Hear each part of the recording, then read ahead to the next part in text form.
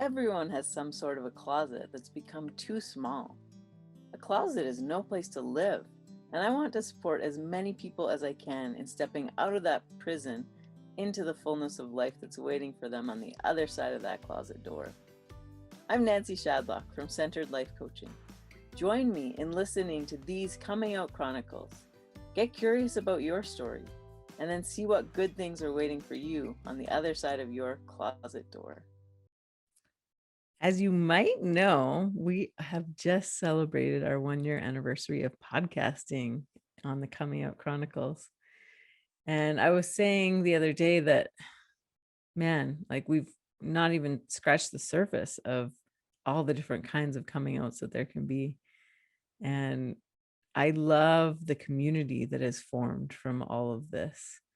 And the people that have reached out and said, a coming out that's happened for them from listening. And then also people that have reached out and said, I have a coming out I want to share on the show. And so today's guest did just that. And I was so inspired that she brought this to us and that she wanted to share vulnerably. It's a super tender subject. We're going to be talking a lot about women's bodies and particularly reproductive areas. So if you have a child in the room, it's probably not a great day to have them in the room with you. But then again, we should normalize talking about it for everyone. So just know that it's a tender subject today, and it's so beautiful, and I can't wait for you to hear all of this. Katrina Grabner, it's so awesome to have you on the show today. Thank you for having me. I am so excited about the topic that you're bringing here today, and I can't wait for you to share your story. And I know that it's going to open up some things for many others and create space for other people to dialogue about this. So thank you for being willing to share this. Yeah, my pleasure. So hop into it. What is the coming out story that you're bringing to us today? Yeah, my coming out story is about my decade plus experience of living with chronic sexual pain as a person in a body with a vulva and a vagina, and the particular intricacies of navigating that within the medical system and within our society. And so the coming out would be like becoming more public about it and sharing it with the world so that you can get transformation. Like what's the path been like for you? Yeah, I can start at the beginning. I think there's been many levels and layers of coming out. And it's taken, I think the first one was just even really with myself, getting comfortable with and owning the experience of what was happening for me. And then slowly starting to tell those around me. But it started for me in my very early 20s. And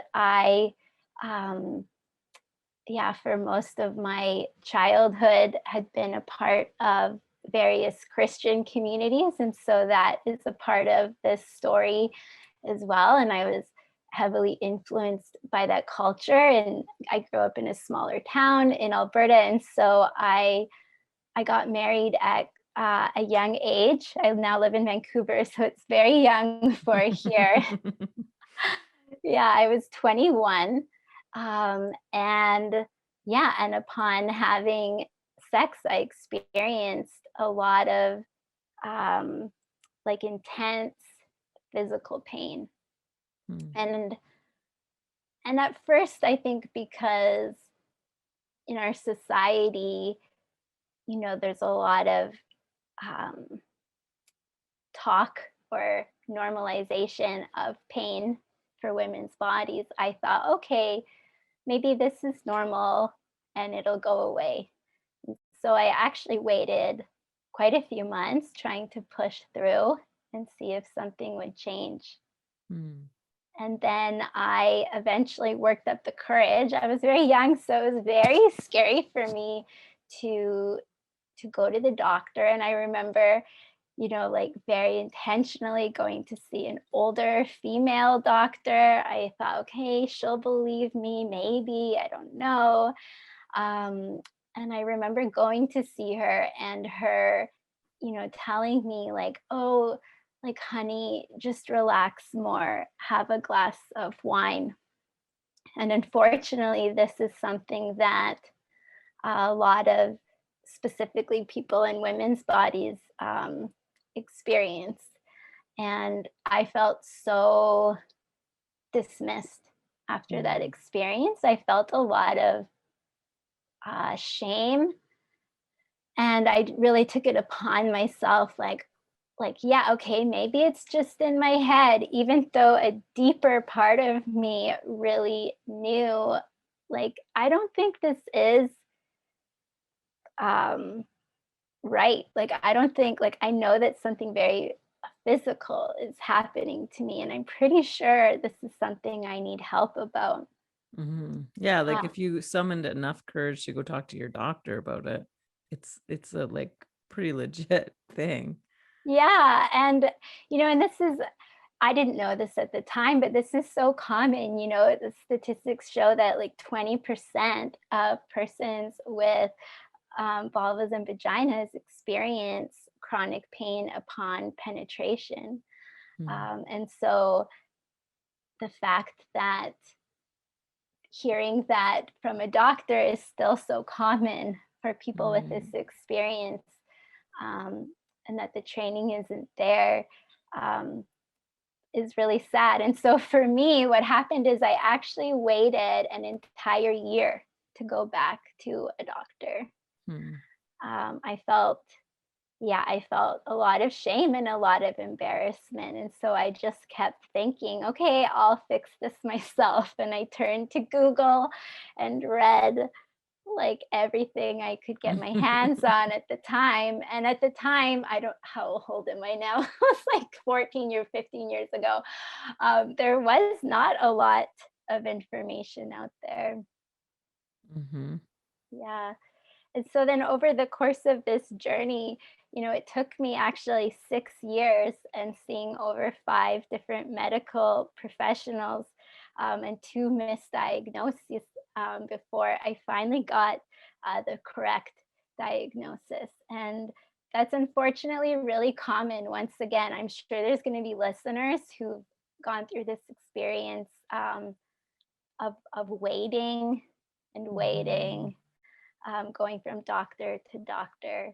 Um, and so common diagnoses that people often have with this is vulvodynia or vaginismus, often pelvic pain, endometriosis, but there's a lot, I'm not going to name all of them, but there's a lot of other conditions, um, that can lead to this experience. And unfortunately, I had a super rare, very rare condition. And so I actually saw quite a few gynecologists, um, who didn't catch this. And each time I would go, it was such a big deal for me to be going to a doctor. And one of them gave me like these dilators made out of wax. And I just tried for years to try to make this Mhm. work. And over the course of the 6 years, I just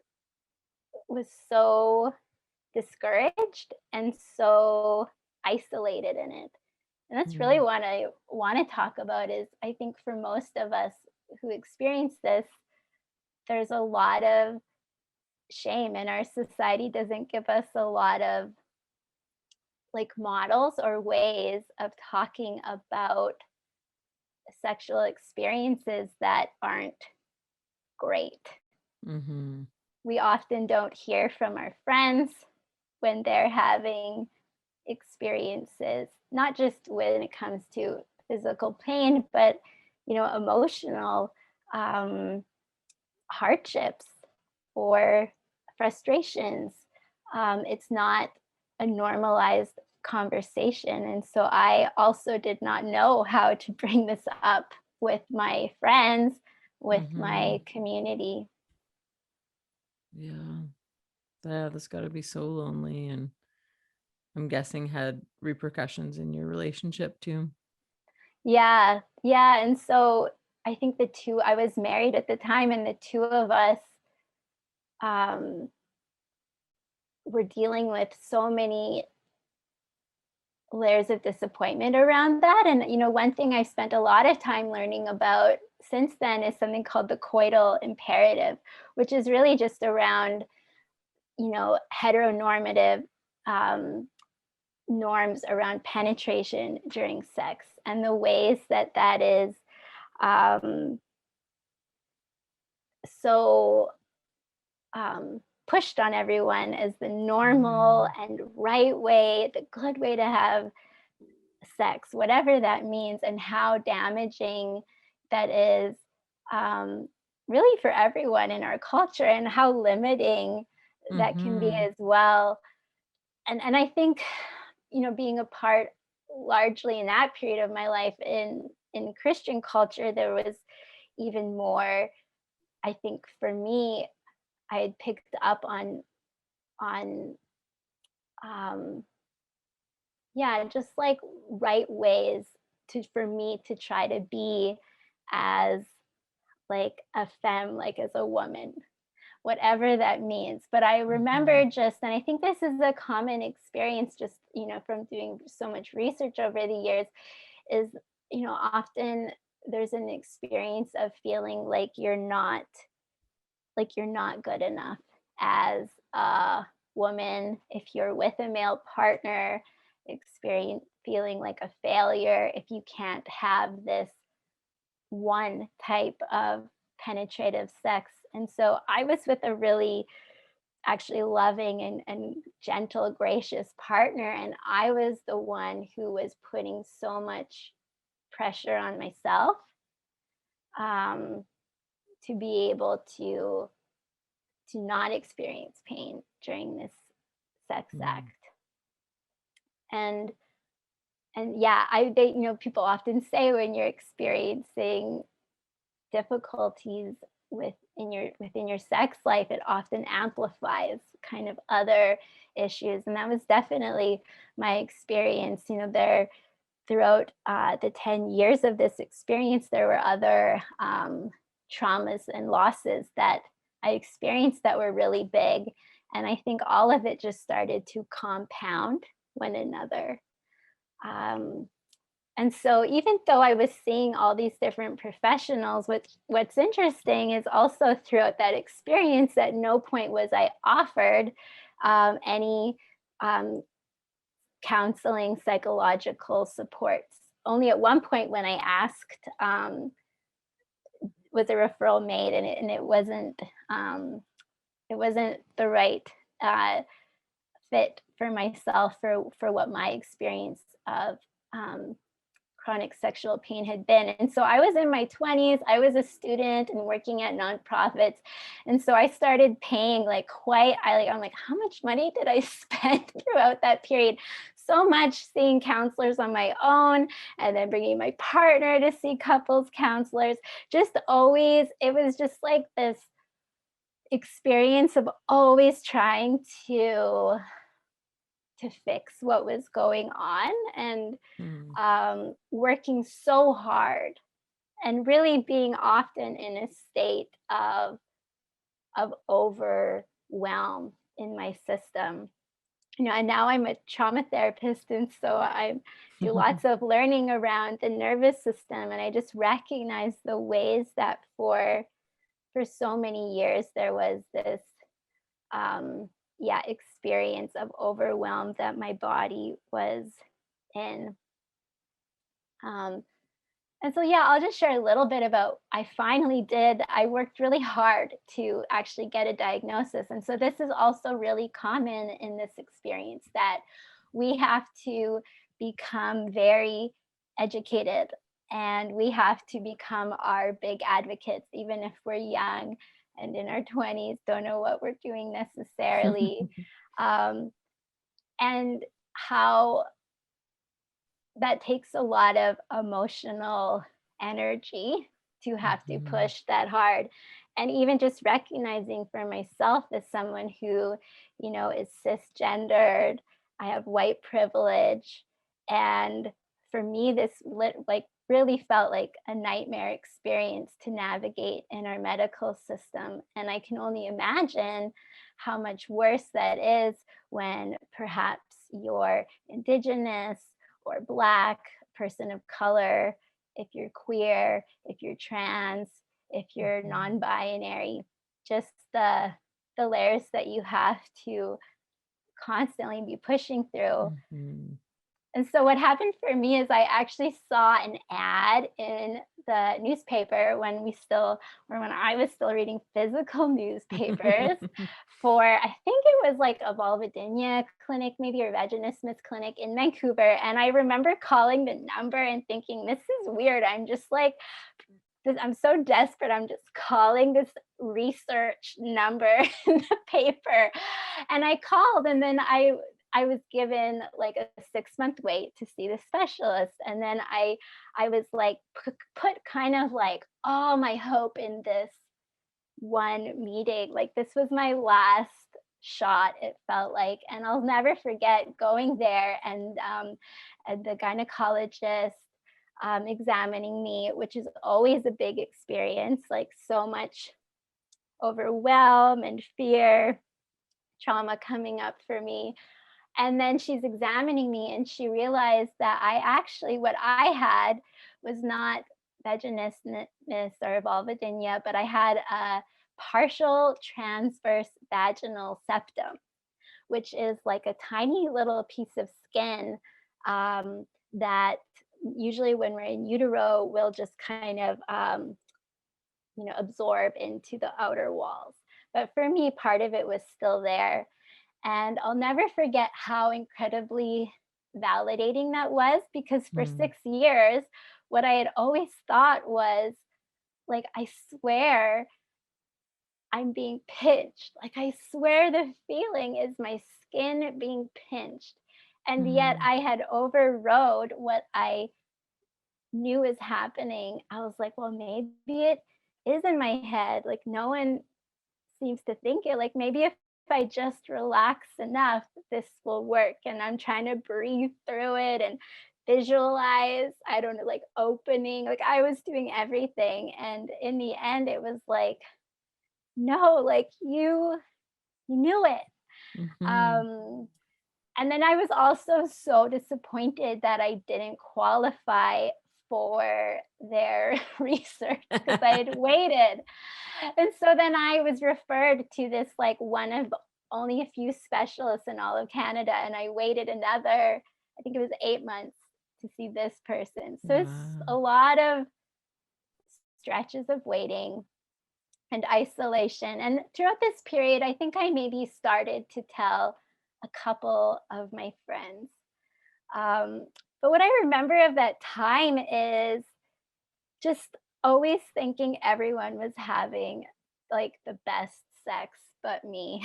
And Mm. I think that's common because it's not often safe for us to have these, or normal for us to just have conversations about what our sexual experiences actually are. And of course, sometimes it is mind blowing and wonderful, and we want to talk about that. But a lot of times it's kind of messy and complicated, and we're just figuring it out. So I often wouldn't tell friends. And I think, for part of that time, I was still pretty active in Christian community. And so that definitely played into my feelings of comfort, like sharing about this and wanting to fit in. And then later, not being in that community, but being a part of other communities and thinking everyone was just having like, I don't know even how to like mind blowing, like sexual Mhm. experiences all over the place. And so never like just not wanting to voice like, well, hey, I'm over here. And, it's kind of like a nightmare for me. Like, it's really hard. I don't know. I'm having a hard time finding other ways to be sensual and to experience myself as a sexual being, to experience myself within my body and feeling connected and good in my body. Mhm. And I think that's another part of this. It's not just the isolation, which takes a huge toll, it's also the disconnection from body that Mhm. happens, and the feelings of, I think, often like self-hatred, or for me it was like just this deep feeling of like disappointment, like I was being failed by my body or being let down Mhm. um by my body, and that was also a very spiritual experience, because of course mind, body, spirit, they're all woven together. And so just really a sense of feeling kind of detached or uncared for maybe in the world is kind of the sense that I was embodying often. Um, and then just feeling, and I hear this often in the people I'm working with, and it just so resonates with me, just kind of being in this liminal, like this, maybe liminal is not the right word, but a gray space of always waiting, like always hoping, oh, maybe this will be the day I get the right diagnosis and something finally changes. And starting like after so many years, it just felt like this, like that'll be the moment my life finally works out, when I can finally have penetrative sex. If that Hmm. could just happen for me, things Mhm. would be okay. And of course, that's not the case. What did happen is I did wait a long time, and what ended up needing to happen for me, which is really rare, my story is very rare with this. For a lot of people, it's a combination of physical therapy and some like psychological support sometimes. But for me, I needed to have a surgery. And so I waited also a very long time for this very special surgery. It was a very big deal in my life. And I finally had it. And then if yeah, in the months following that, um, it did help a bit in some ways, but it did not radically change the pain that I was experiencing in sex. Mhm. And I think what had happened is that vaginismus was also happening, and some trauma, I think, from the medical system and from just the many ways that I had now experienced overwhelm in my Mhm. body when it came to anything to do with penetration or sexual pleasure.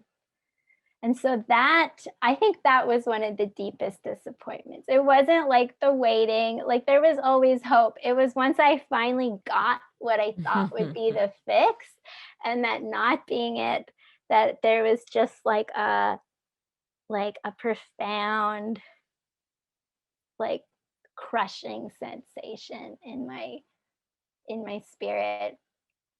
And that's really when things started to shift for me. So yeah, I'm Mhm. getting to where the coming out and the shifting started to happen.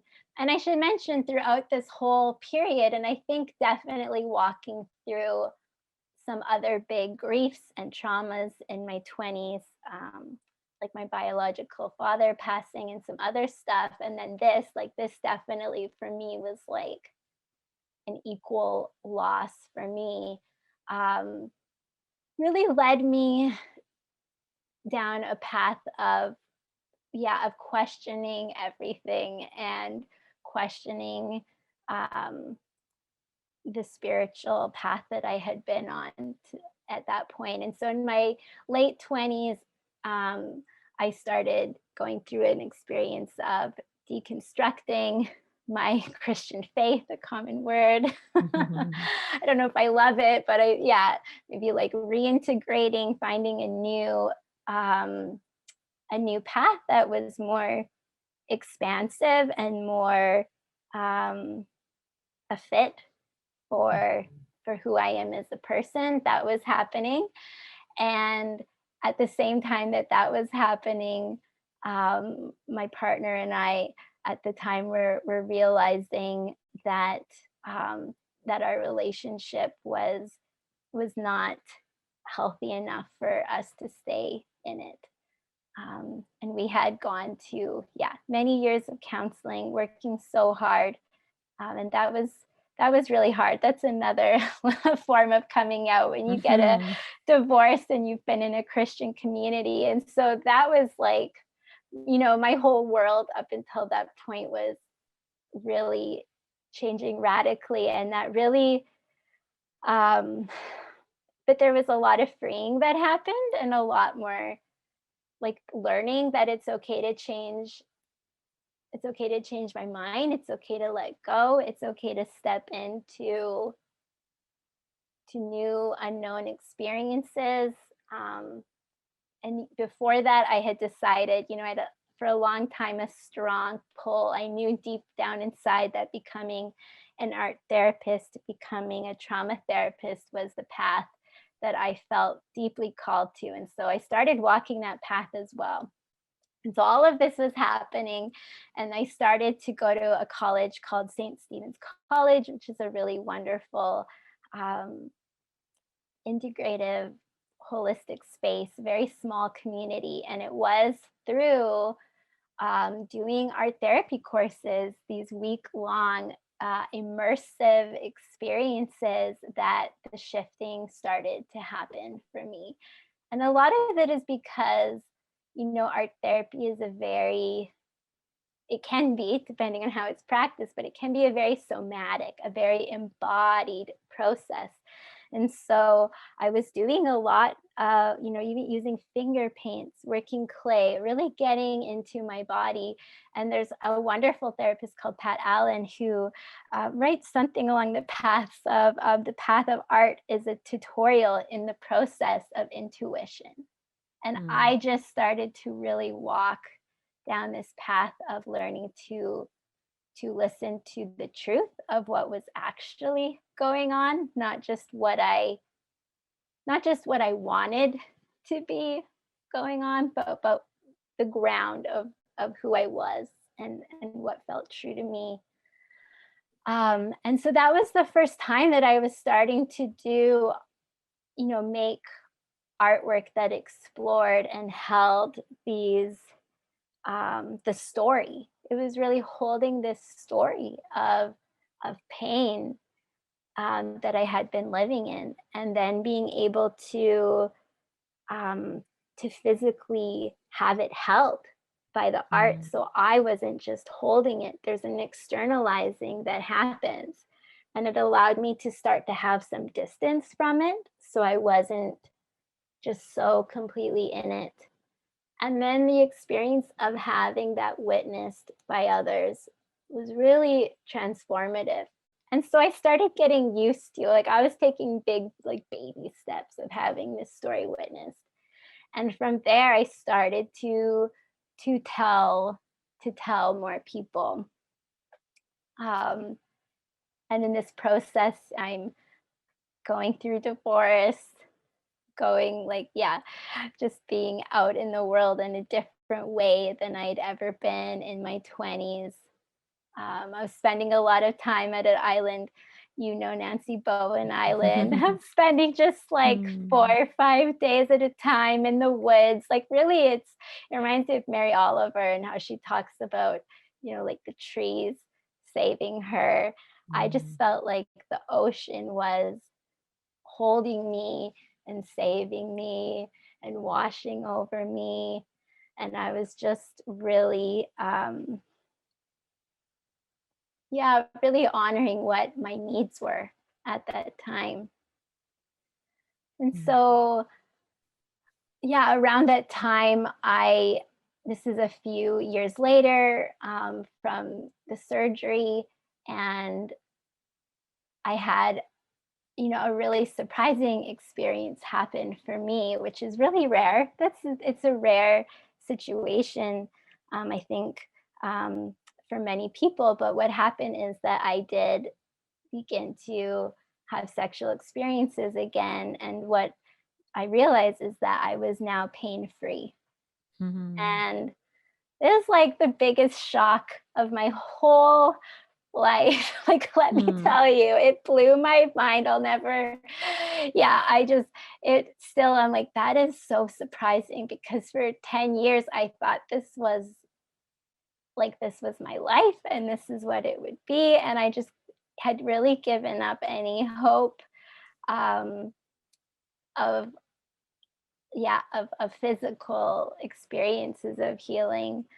Um, and so, but that wasn't the end. In a lot of ways, that allowed me to free up brain space from the constant worry of what was happening in my body. And that allowed me to start the long process of emotional healing. And once that I was on the road with that, is when I really started coming out to family and friends, talking about it. And I was working on my capstone, this final um, experience where I developed something in school that can give back to community. And I wasn't sure what I would do. And for a while, I thought, well, maybe it will be related, but I'm still so in it. I don't know if I can go there right now, because I don't know what's going to happen for me. And it's really hard when you're still so in it.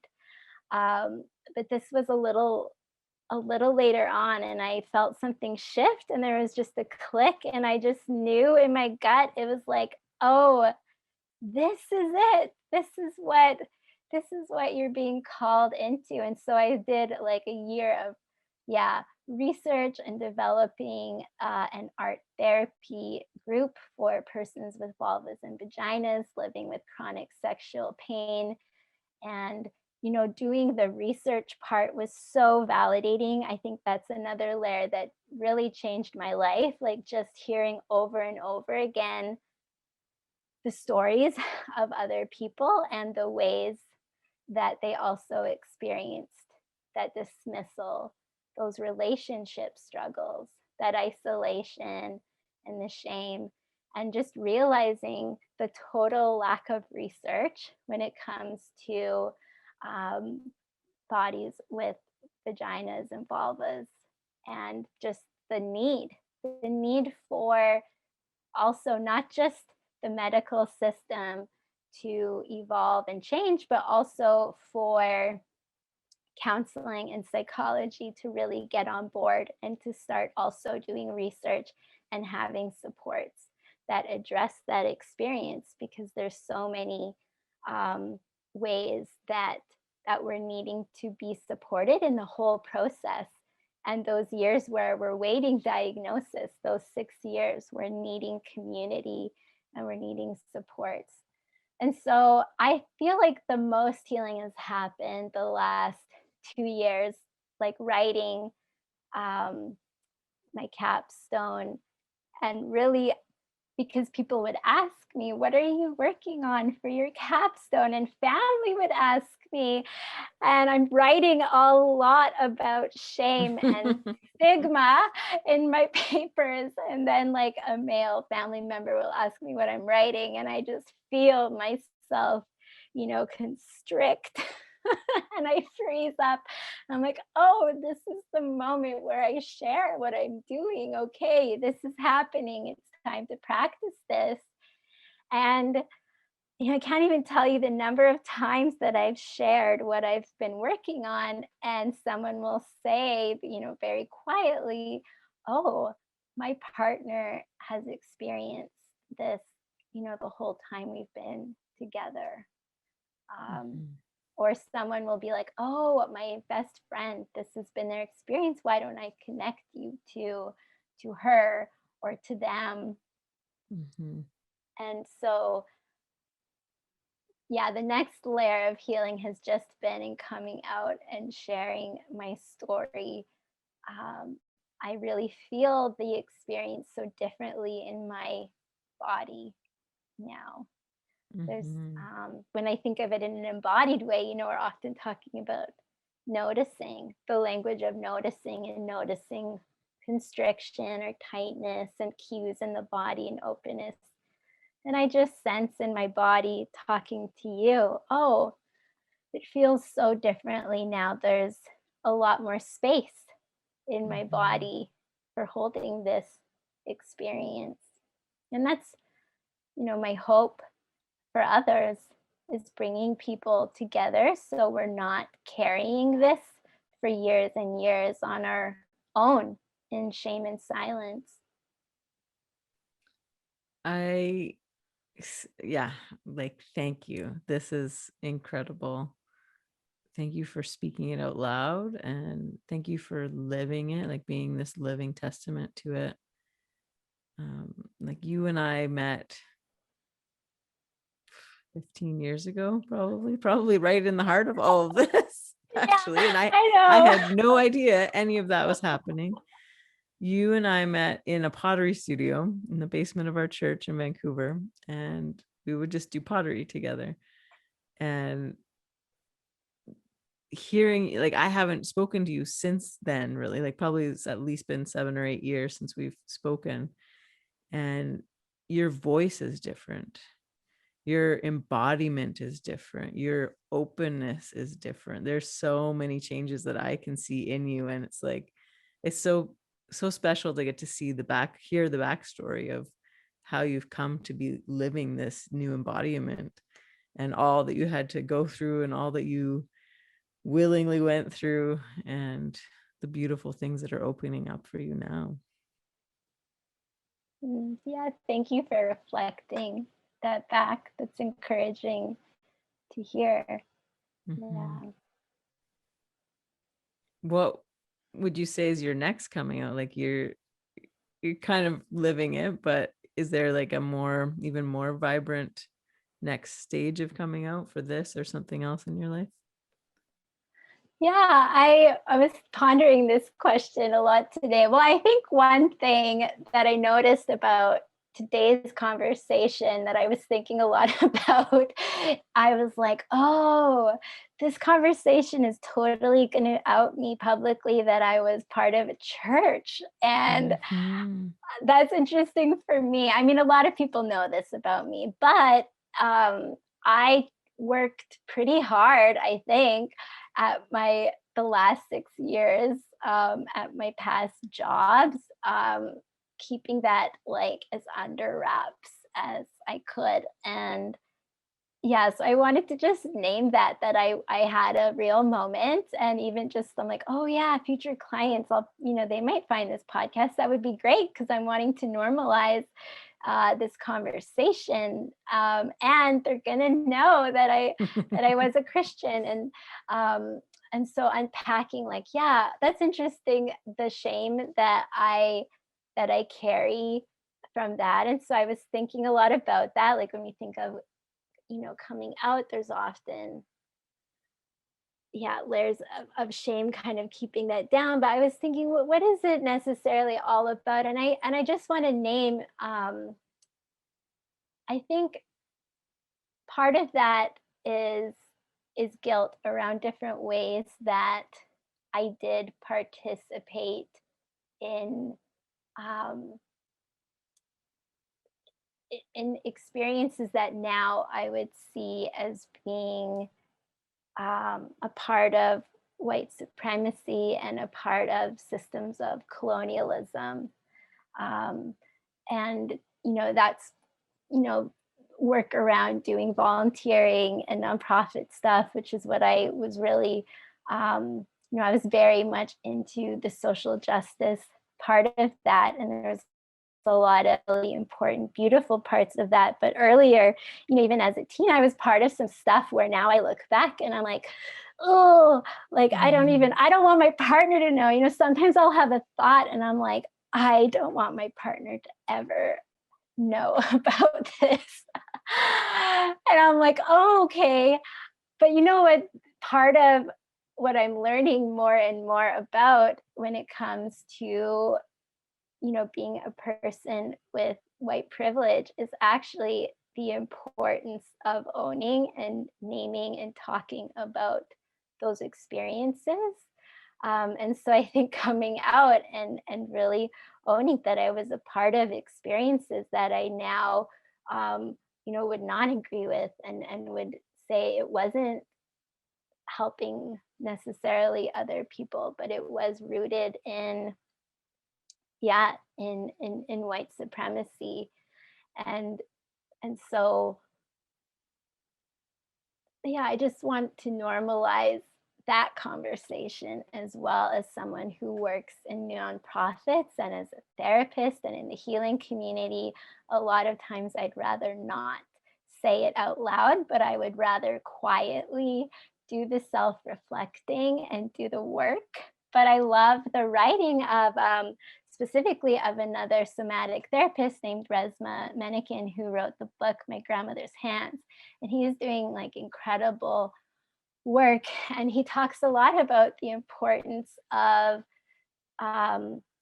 of white culture, of persons with white privilege, developing our own culture, a culture where it becomes normal to own what we've been a part of, and to talk about what we're going to actually be doing that is different. And so I want to, yeah, come out and name that I've been part of, some systems that that I don't feel great about.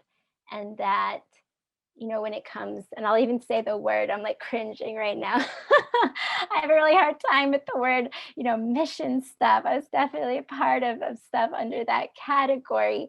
And um and I want to say it out loud, because it's important for me not to, part of developing a new, like a culture where we talk about this, is really sharing the ways, I think for us, the ways that I've changed. That's where I'm going with this.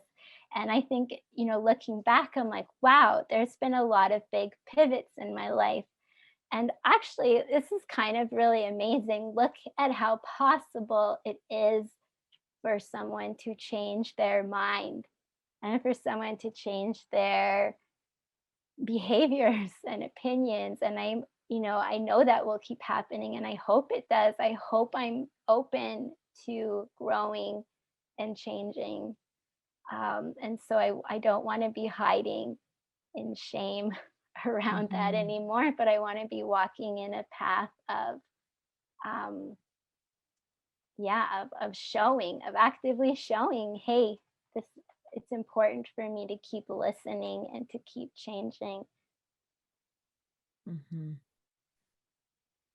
Yeah, so that's one way I'm coming out right now. And then just thinking about the future, I'm like, but also, yeah, what is kind of the next layer for me?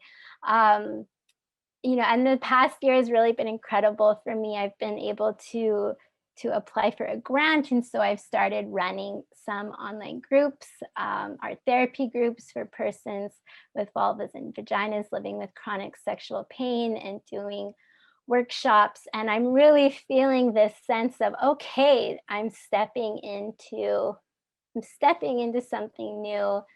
I'm stepping into um, a new way of having power in my body, which I think, a lot of times, um, if you're in a body that is viewed as femme or female, it can be pressure to make ourselves smaller, or to want to be smaller. And what I'm sensing is an expansion, of being who I am in the world. Yeah.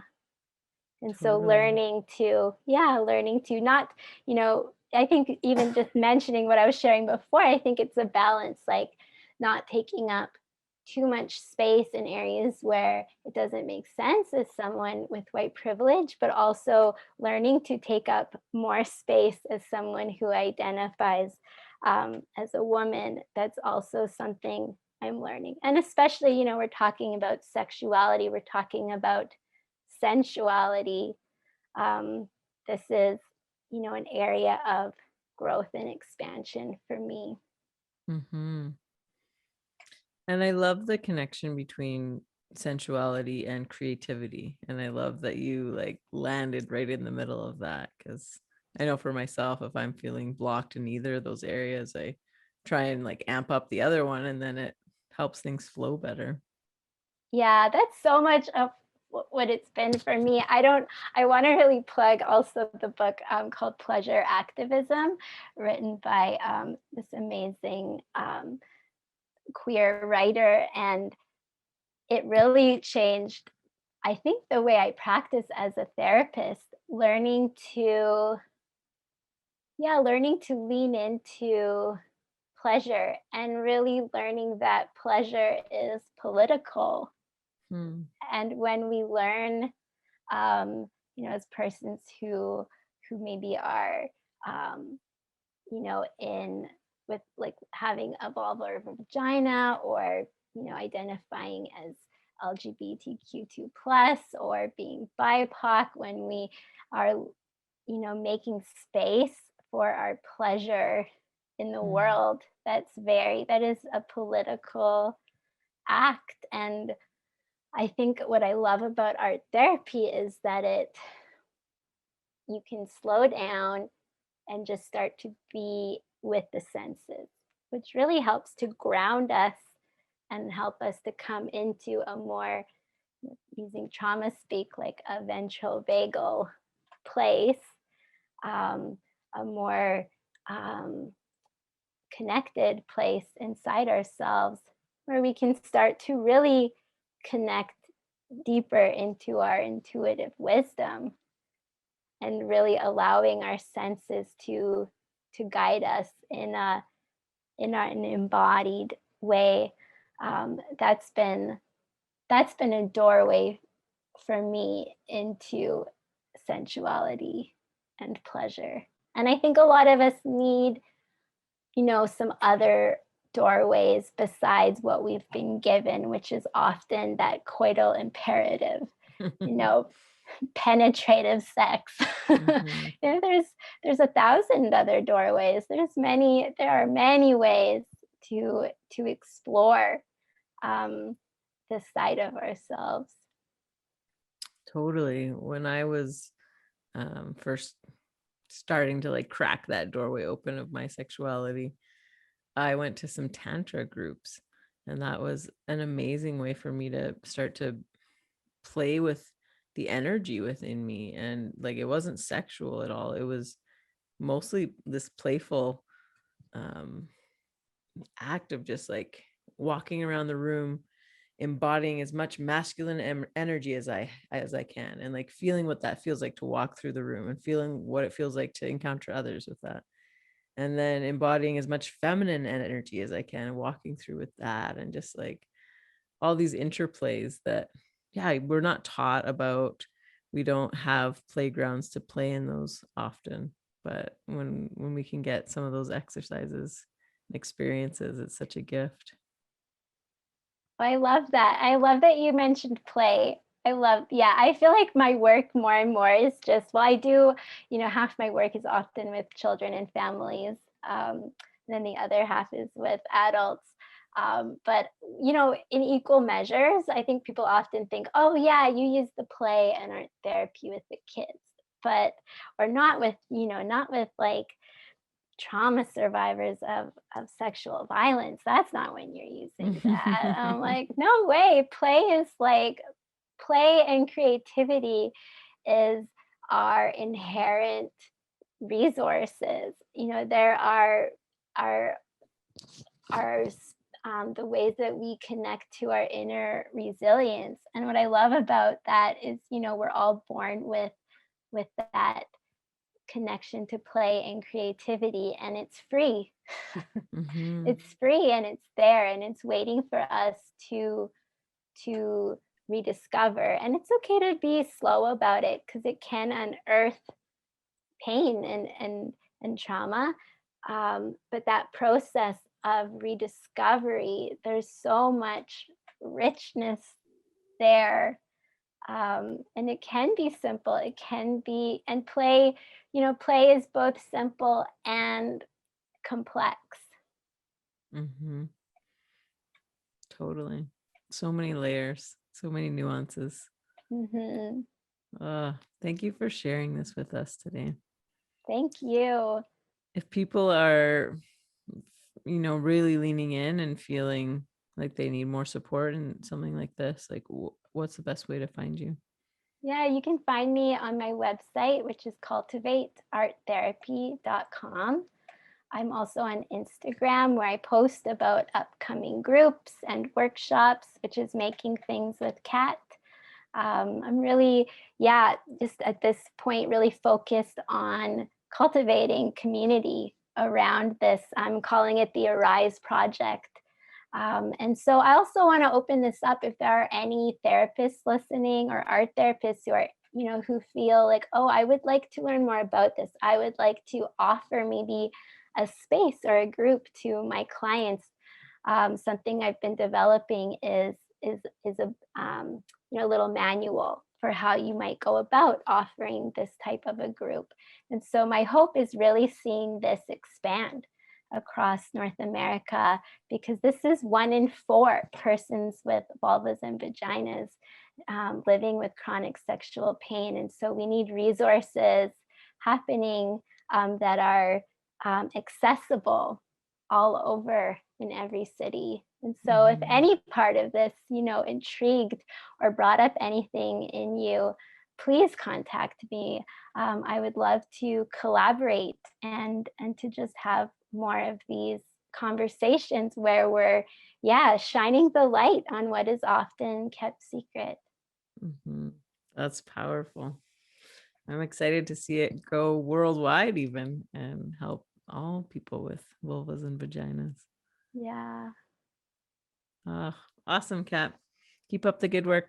Thank you. You too. Will do.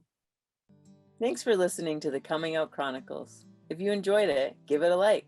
And if you think it would be helpful for someone else, please share it with them. If you'd like to connect with me, reach out on social. I'd love to support you on the next chapter of your coming out story. Until next time, this is Nancy Shadlock from Centered Life Coaching.